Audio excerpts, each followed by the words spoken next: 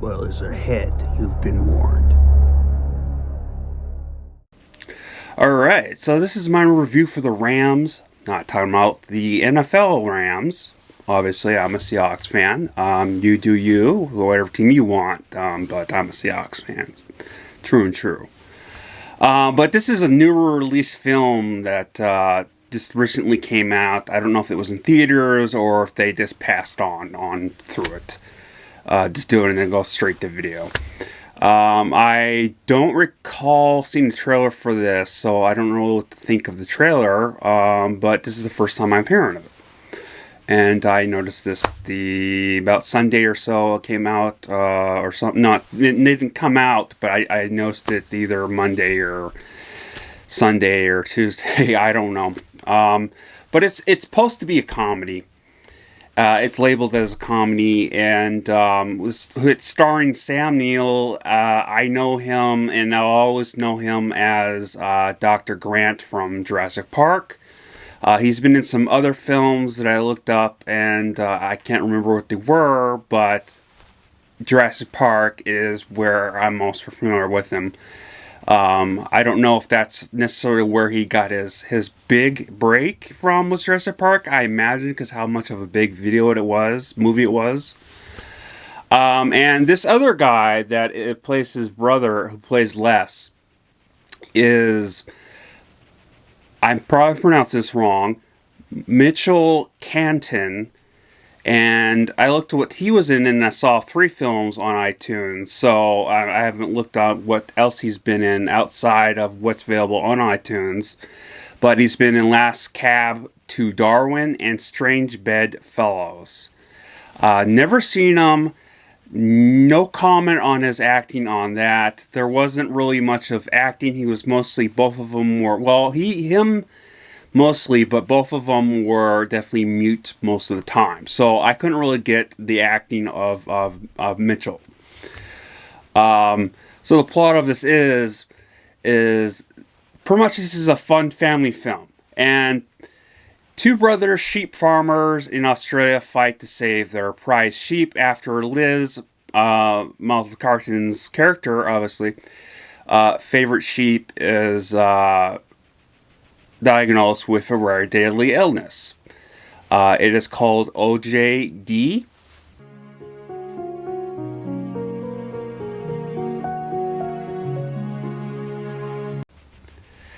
And it spreads to other sheep, and it becomes a huge pandemic. They end up coming together because Liz's brother, who apparently owns the farm, and he is just living in the old house on the other side. They haven't talked for 40 years, and so Liz's brother will he kills his flock, and then he takes some sheep with him and hides them in his house, and then he gets in trouble, so they end up having to take it somewhere else. So they help to get together after 40 years, and it's a lot to it. I wouldn't say a lot, but there's definitely a lot of nonverbal kind of emotions between them and stuff.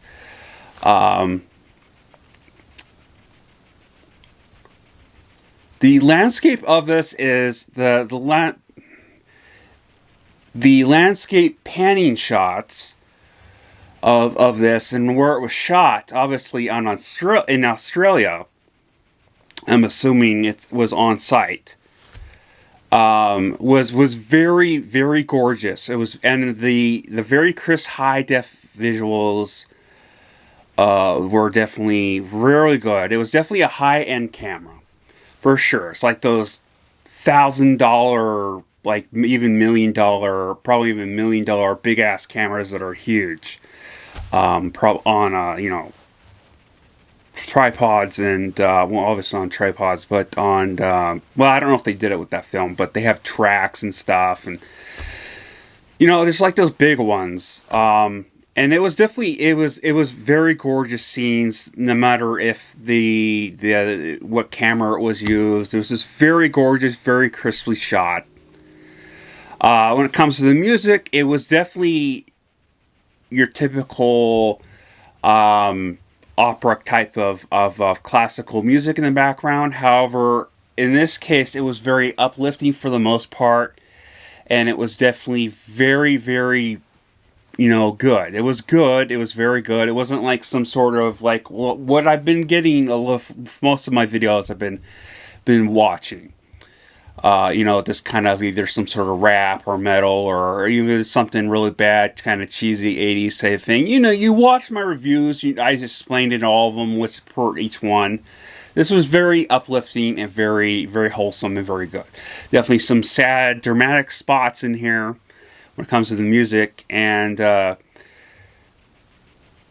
watching the open scene with the farm fair where this all began, it kind of made me sad because it reminded me of my childhood when I was going out to these big, huge farm fairs. Because we have a lot of farms and stuff in general in America, but in my state specifically, we have a lot of farming areas and farming farms and stuff, especially where I live, because I live in a small town that was right next to a whole bunch of farms. Even my high school was right next to this farm.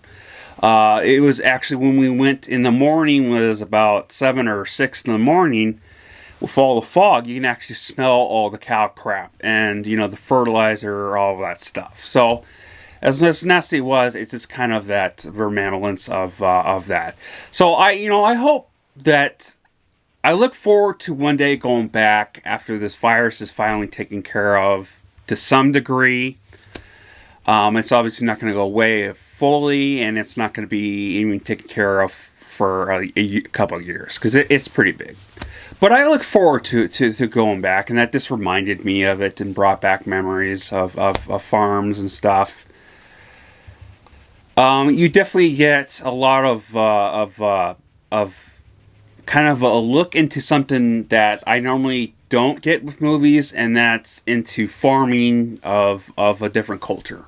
Or just farming in general, and I don't normally go towards farming things. But I thought, this looked interesting. I thought it looked interesting. I thought, hey, this could be a very uplifting movie, very good family film. It's a little out of my categories of what I normally review, sci-fi, action, thrillers, kind of drama, sometimes horror, depending, that type of stuff.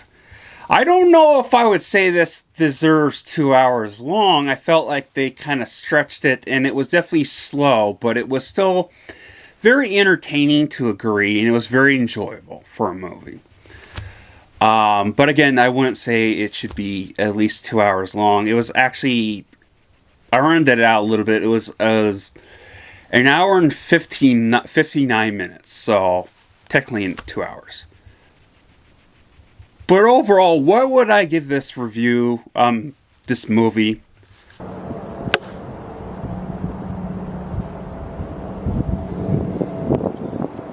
Yeah, it was a very good, it was a very, very, very deep, enjoyable movie. The last half was a little bit odd, but if he would have, well, I don't want to say, give too much spoilers away. This is a spoiler review, but I don't want to give too much away.